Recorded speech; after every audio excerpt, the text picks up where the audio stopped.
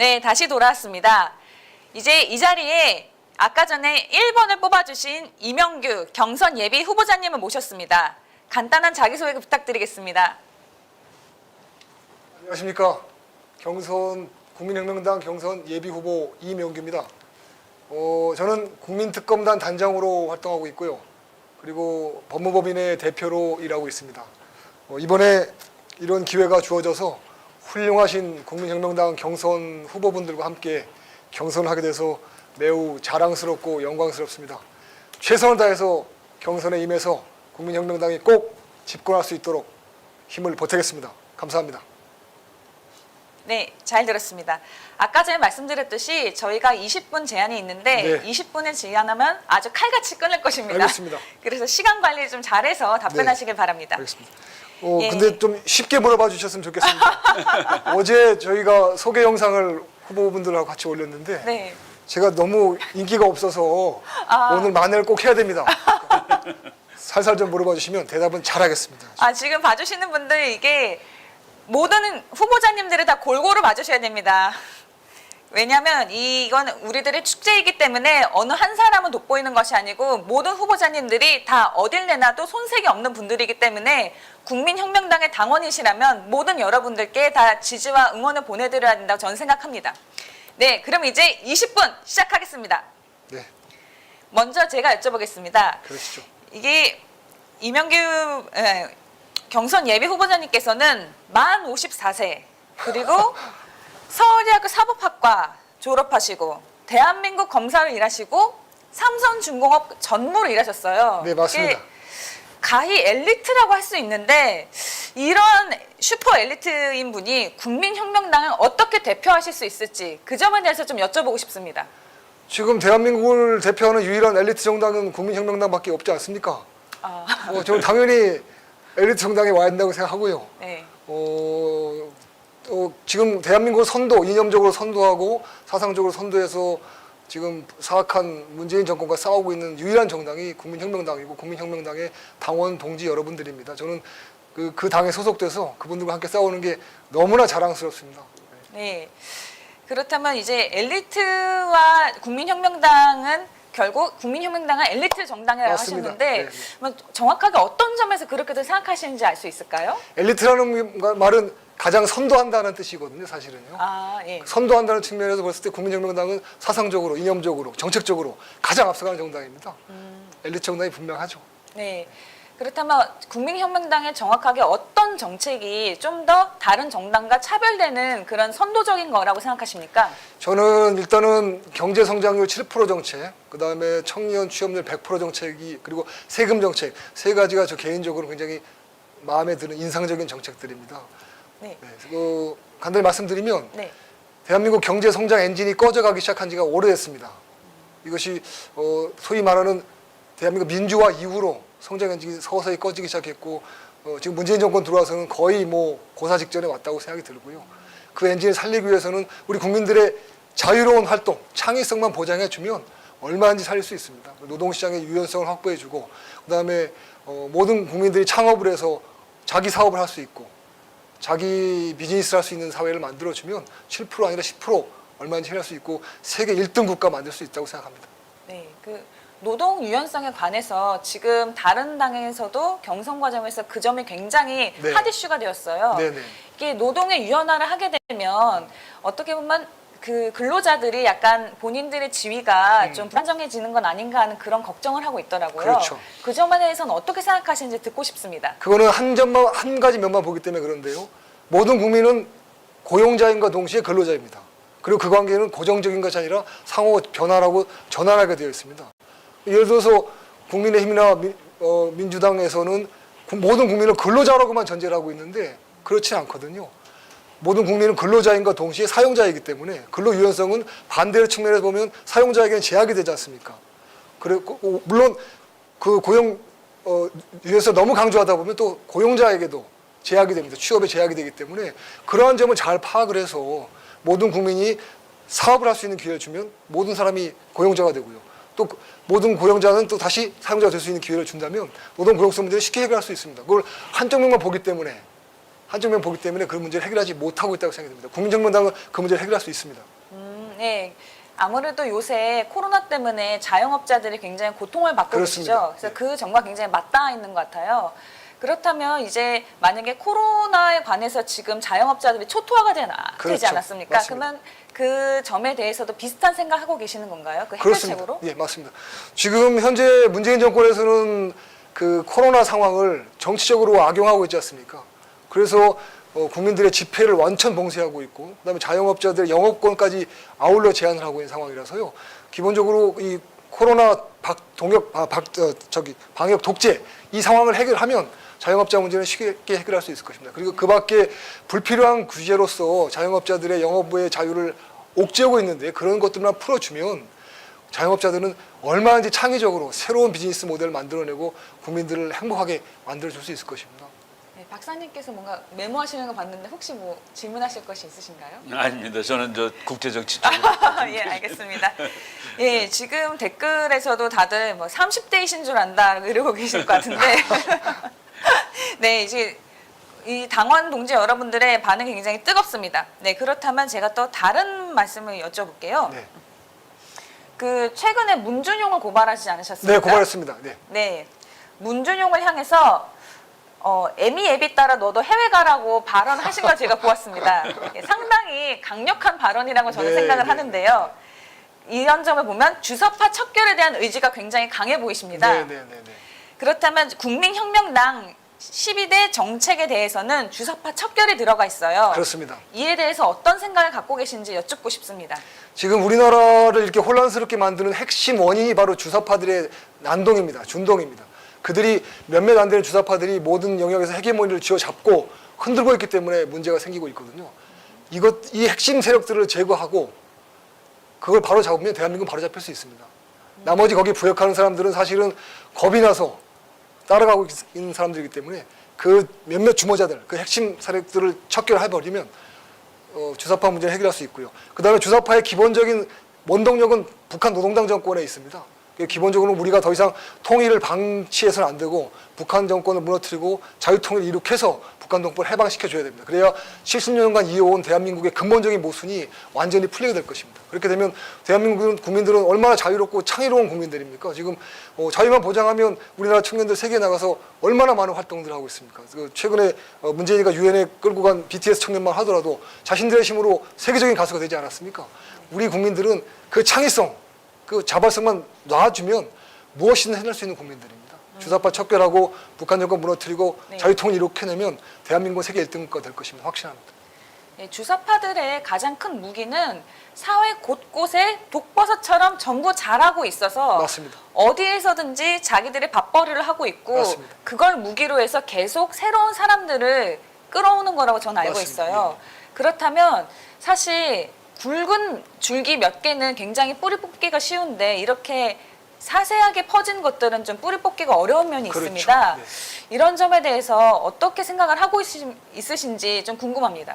아까 말씀 올린 것처럼 그 뿌리가 되는 주사파 일당들이 있거든요. 헤게모니를 잡고 흔드는 이자들을 척결함과 동시에 그 가지들이 많이 올라와 있지 않습니까? 그 가지들에서 하고 있는 핵심적인 것은 역사 교육을 장악하고 있고요. 그다음에 역사를 장악하고 있고 교육을 장악하고 있습니다. 그 두 가지 다시 뺏어와야 됩니다. 그 점에서 보면은 국민혁명당이 추진하고 있는 건국이념, 대한민국 헌법 정신을 강조하는 것은 그것에 대한 가장 확고하고 효과적인 대응책이 될 거라고 믿습니다. 네. 지금 댓글을 계속 보니까 이명규 변호사님 젊다 이러면서 되게 반응이 있는데요.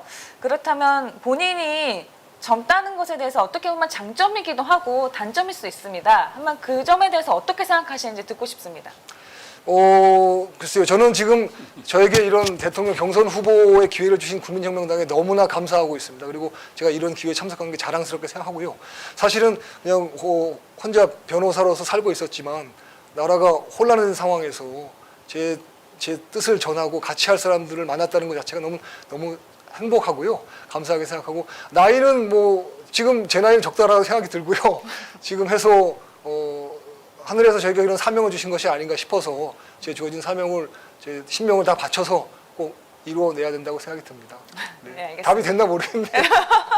아니 지금 제 첫 번째 순서라서 지금 많이 좀 긴장하신 것 같은데. 점수 따야 되는데 큰일 났습니다. 예, 좀 여러분들 많이 좀 응원 좀 부탁드립니다. 이게 저희가 면접관으로서 어떤 한 분을 괴롭히고자 온 게 아니고 여러분들에게 우리 국민혁명당의 후보는 이렇게 훌륭한 분들이 많이 계시다. 그 점을 어떻게 보면 자랑하기 위해서 국민혁명당은 그 어떤 정당에 뒤지지 않는 좋은 정당임을 여러분들께 알리고자 그래서 저희가 축제라고 말씀드리는 겁니다. 그래서 많은 분들 응원 부탁드립니다. 네. 그렇다면 이제 시간상 제 거는 마지막이 될 것 같아요. 자기소개서를 보니까 무너진 헌법을 바로 세우겠다 그러셨거든요. 네네. 정확하게 어떤 부분의 헌법을 바로 세우시겠다고 했는지 그 생각을 듣고 싶습니다. 네. 그 현재 그 우한 폐렴을 악용한 방역 독재로 인해서 국민의 기본권이 전부 다 무너져 있습니다. 가장 기본적으로는 집회의 자유, 언론의 자유가 봉쇄되어 있고요. 그다음에 자영업자들의 영업의 자유까지 봉쇄되어 있습니다. 그리고 최근에는 백신을 강요하는 상황까지 이르렀다고 합니다. 국민의 보건, 행복 추구권까지 침해하고 있는 상황이라서 이 기본권은 저희가 피로써 지켜온 생명과 같은 권리거든요. 이 권리는 반드시 되찾아야 됩니다. 그리고 주사파 세력들은 헌법에 보장된 기본권을 악용을 해서 자기들의 입지를 다져왔습니다.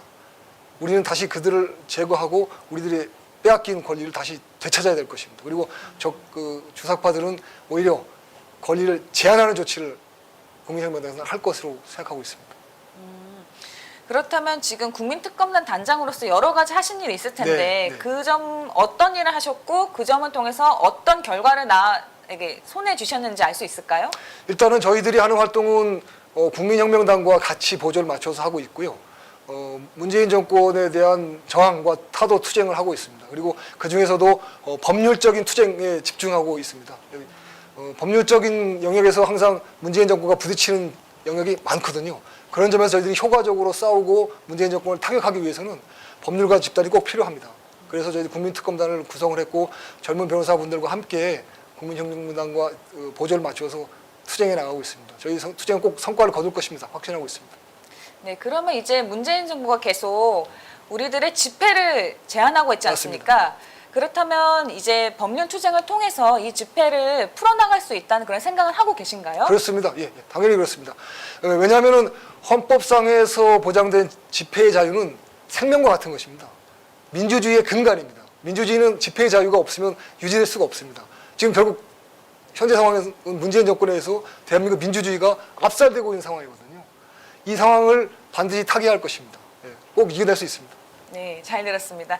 이제 지금 제가 맡은 시간은 약간 여기서 중단해야 될 것 같고 살짝 물을 드시는 그 타이밍이 필요한 것 같습니다.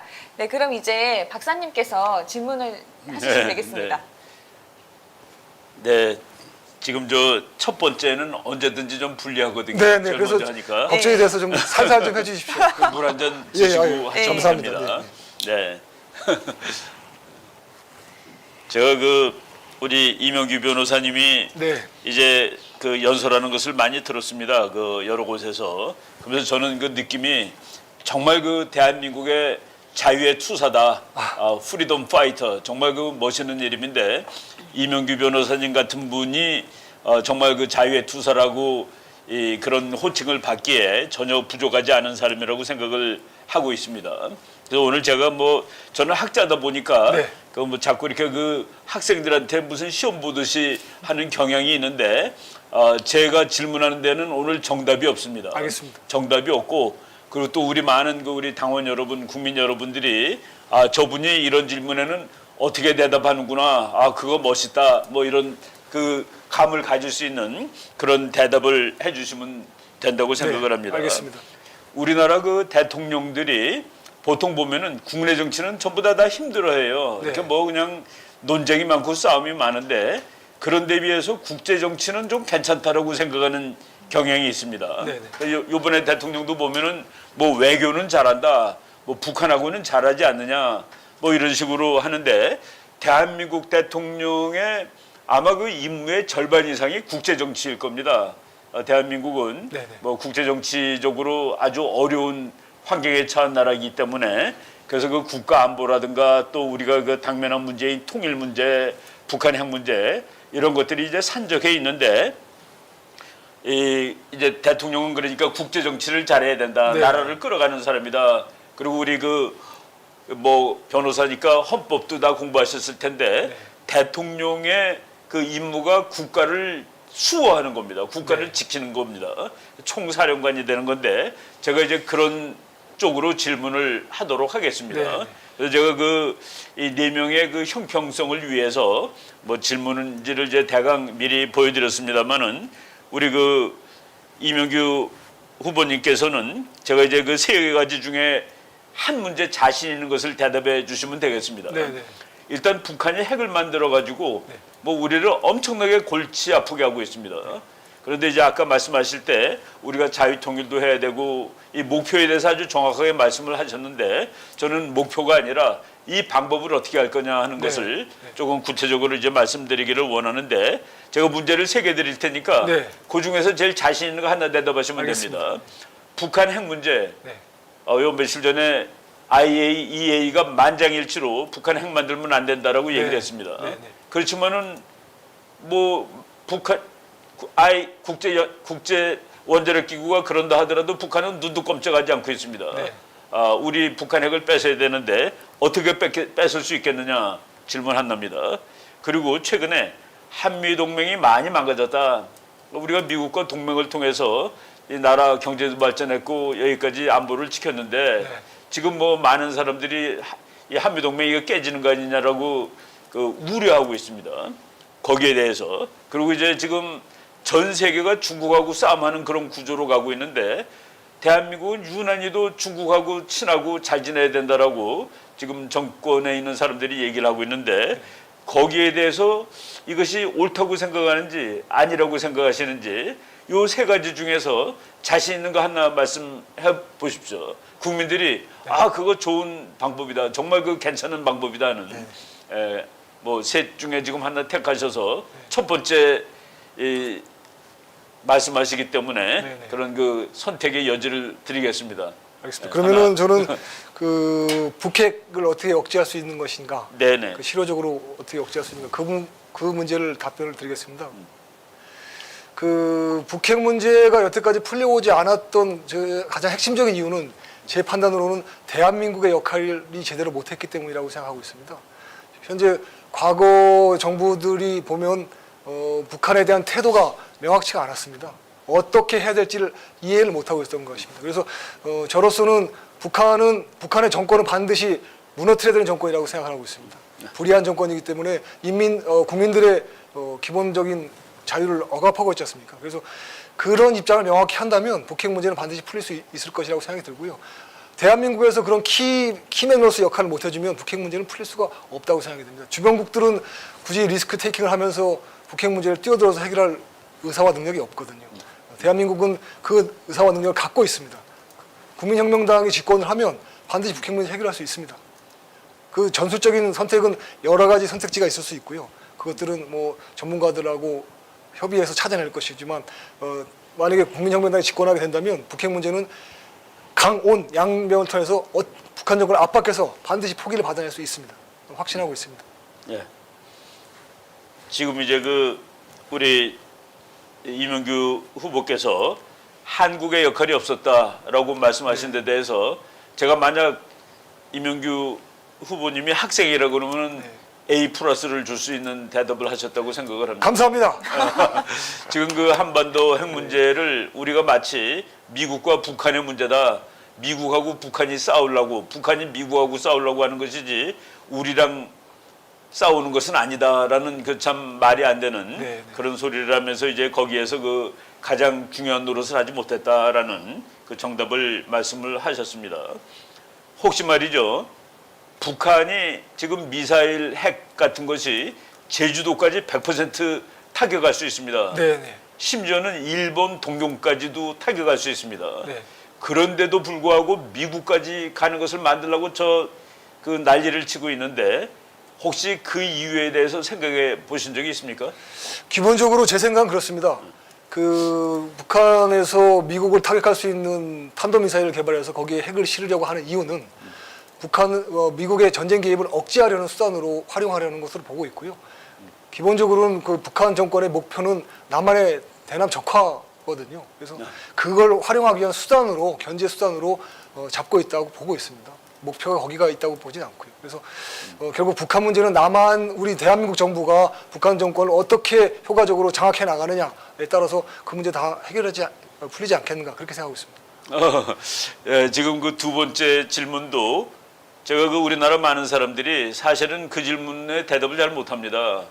많은 사람들은 미국하고 북한이 싸우는 거다. 한국은 관계없다라고 얘기하는데 지금 제가 질문한 내용은 왜 미국까지 가는 것을 북한이 만들려고 노력을 하느냐. 미국이 한반도 문제에 개입하지 못하는 상황을 만들기 위해서 하는 겁니다. 사실은. 네. 근데 거기에 대해서도 정답을 말씀하신 것 같아요. 아, 역시 A 플러스입니다. 역시 감사합니다. 뭐 하나를 알면은 뭐 네. 열을 알 수 있는 그런 뭐 탁월한 뭐 지식 습득 능력을 가지고 있는 것 같습니다. 조회수로 반영이 됐으면 좋겠습니다. 아, 근데 지금 굉장히 여기 시청하시는 분들이 반응이 정말 좋습니다. 다들 A 플러스 이러면서 예, 야당이든 여당이든에 대한 견제 수단이다라고 하고 있습니다. 예. 네. 감사합니다. 그 질문 예, 그 계속하십시오. 생각보다 정답을 예. 잘 말씀하시는 것 같아요. 예, 역시 국민혁명당 그렇지. 후보님다운 그렇죠. 훌륭한 수준을 자랑하고 계신다 저는 생각을 합니다. 감사합니다. 그 뭐 그냥 그 부연 설명을 한다면은 그 김정일이가 말이죠. 네. 이 남조선을 통일하기 위해서 하루 빨리 미국까지 날아갈 수 있는 핵미사일을 개발해야 된다. 네. 그래야 주도적으로 맞습니다. 그 통일을 이루고 할 수 있다. 미국이 개입을 막을 수 있다는 얘기입니다. 맞습니다. 아주 그 정확한 그 지식을 가지고 있다고 생각을 합니다. 그리고 아까 우리 문 변호사님 질문에 그 대해서 말씀하실 때 그 네. 한반도에 모순이 있다라고 얘기를 하셨습니다. 모순. 네. 이거는 모순이라는 거는 뭐 완전히 뜯어 고쳐야 되는 일인데 제가 아주 유명한 학자 뭐 지금은 작고하셨습니다만은 김일성에 대해서 아주 연구를 많이 하신 분이 그 작고하기 전에 이제 쓴 책에 나오는 문제인데 그거를 내가 잠깐 읽어드릴 테니까 네. 그 읽은 데 대한 그 느낌, 소감, 해설 뭐 이것을 한번 말씀해 주십시오. 하겠습니다. 포식하는 쪽이 굶주리는 쪽의 사상 이론에 감염되어 팔을 걷어붙이고 나선다는 것 역시 모순이다. 그러니까 포식하는 쪽은 대한민국을 얘기하는 겁니다. 굶주리는 쪽은 북한을 얘기하는 겁니다. 네. 근데 포식하는 쪽이 굶주리는 쪽의 사상 이론에 감염되어 그 주사파들입니다. 맞습니다. 팔을 걷어붙이고 나선다는 것 역시 모순이다. 맞습니다. 요 문장을 한번 좀 해설해 보시고 네. 이걸 어떻게 이 모순을 해결할 수 있겠느냐 하는 그 방법을 한번 말씀해 보시죠. 네네. 그 북한 노동당 정권의 대남 적화 전략 중에 하나가요. 진보 민주주의를 표방하는 겁니다. 그래서 한국에서 진보라는 말이 갖는 어떤 그 좋은 느낌, 그걸 악용해서 그 말과 민주주의를 합쳐서 진보적 민주주의라는 어젠다를 던져서 그 포식하는 자들 중에서 정신이 나태해진 사람들을 끌어들이고 있습니다. 저는 그렇게 보고 있고요. 결국은 굶주리는 자가 말하는 진보적 민주주의에 배부른 자가 동조하는 상황, 그것이 아까 박사님 말씀하신 것처럼 가장 근본적인 모순이고요. 그 모순의 핵심은 역시 북한 정권에 있기 때문에 그거를 해결하지 않으면 이 모순은 풀리지 않는다는 것이 저희 생각입니다. 이제 북한 정권을 해결하는 문제 물론 이제 정답인데 국내적으로 네. 그 문제를 어떻게 해결할 수 있을까요? 네, 그 문제는 맞습니다. 그 참 저도 계속 고민 중에 있는데요.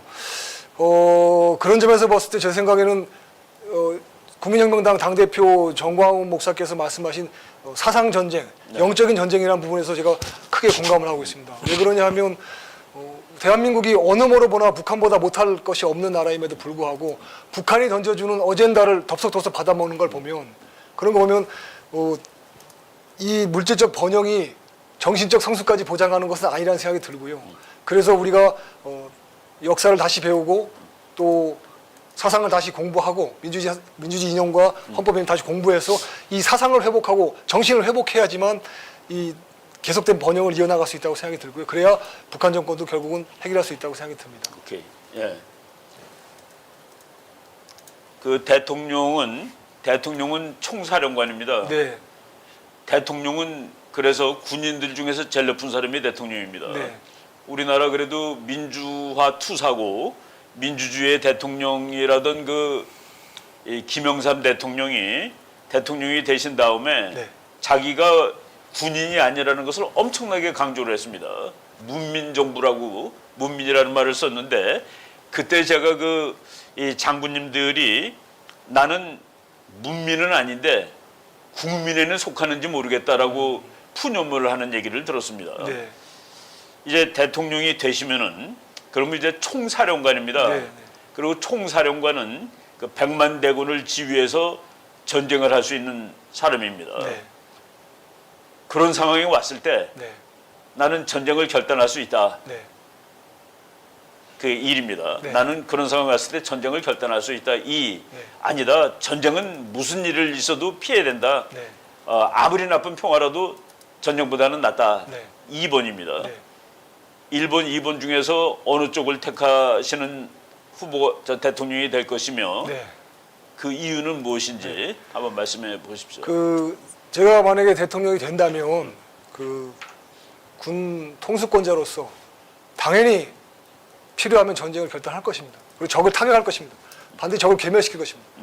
그리고 우리가 반드시 승리합니다. 이길 수 있습니다. 그런 결의만 갖고 있으면 적을 타격해서 반드시 승리할 수 있고요. 아까 이제 저희들이 이제 후보자들께 예상 질문을 좀 꼽아봤는데 북한의 도발이 있을 경우에 과연 어떻게 대통령으로서 대응할 것인가라는 걸 저희들이 예상 질문을 한번 봤습니다. 그랬을 때 저는 반드시 10배, 100배 응징 타격을 하겠습니다. 제가 검사로 재직할 때 경험을 보면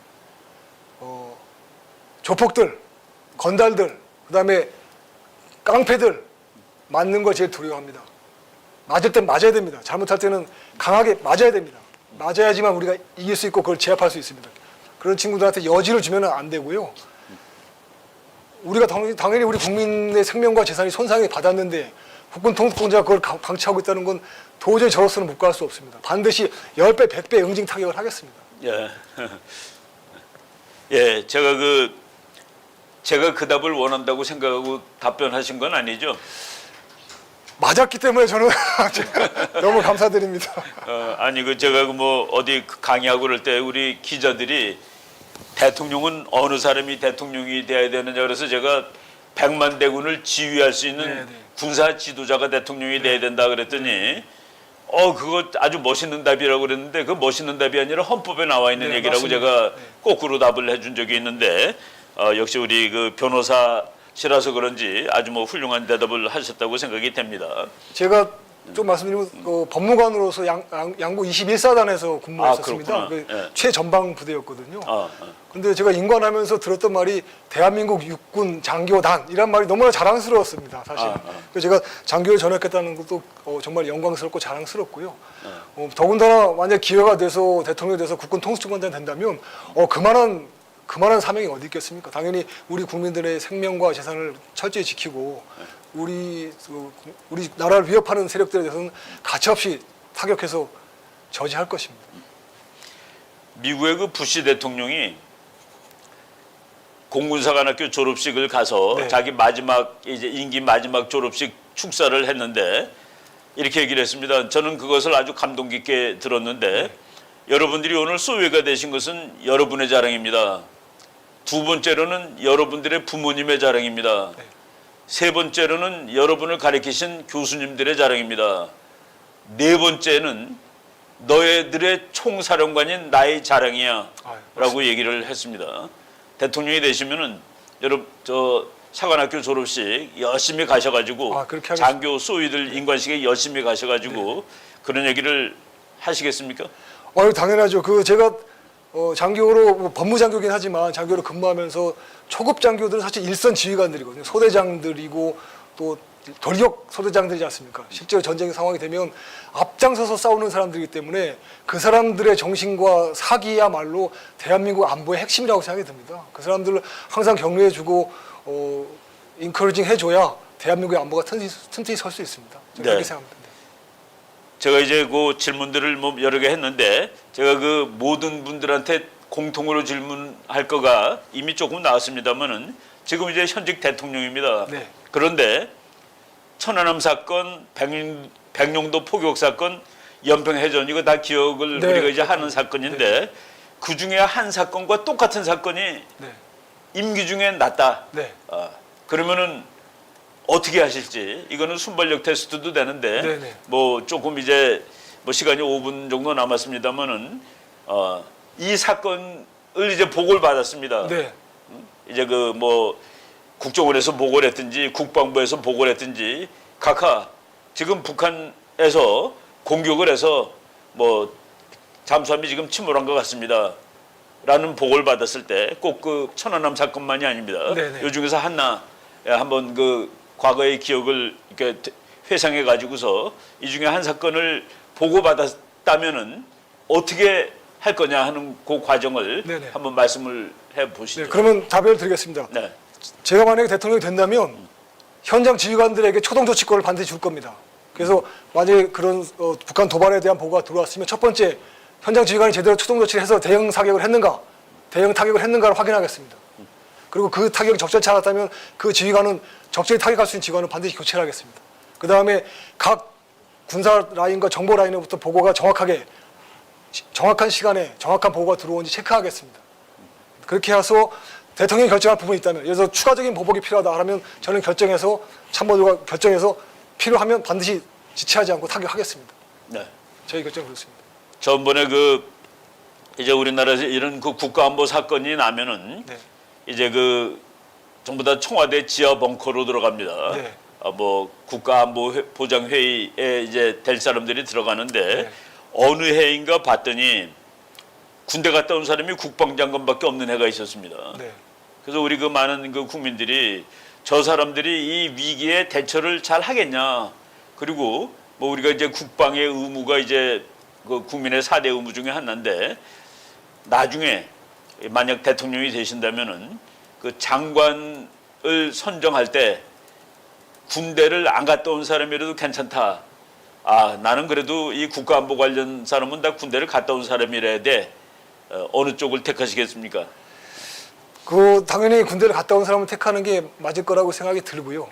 그런데 지금 요즘의 군대 상황으로 봤을 때는 과연 군대를 갔다 왔다고 해서 그런 국가안보관이 보장이 될지 좀 굉장히 의심스럽습니다. 그래서 네. 저로서는 군대 갔다 오는 요건과 동시에 국가안보관이 확실하게 되어 있는지에 대한 검증이 필요하다고 생각하고 있습니다. 네. 그럼 마지막 질문으로 혹시 그 국제 정치에 관한 책, 네. 그러니까 대한민국의 안보 외교에 관한 책 중에서 뭐 금명간 뭐 작금 읽은 책 중에 그 기억나는 책 있으면 한번 제목 말씀하고. 저는 원래 이제 적을 알아야 우리가 이길 수 있다고 해서 그 사회주의 국가의 혁명론에 관한 책들을 많이 읽었습니다. 그렇습니까? 최근에는 그 스탈린 시대가 과연 어떠했는가 궁금해서 그 책을 읽어봤는데요. 스탈린의 통치 모델이 그대로 김일성에게 답습이 됐고 그 유산이 지금까지 이어지고 있다는 걸 제가 알게 되었습니다. 그래서 너무나 안타까웠고요. 그런 점에서 하여튼 우리에게 주어진 과제는 자유통일이다, 시급한 과제다라고 생각하고 있습니다.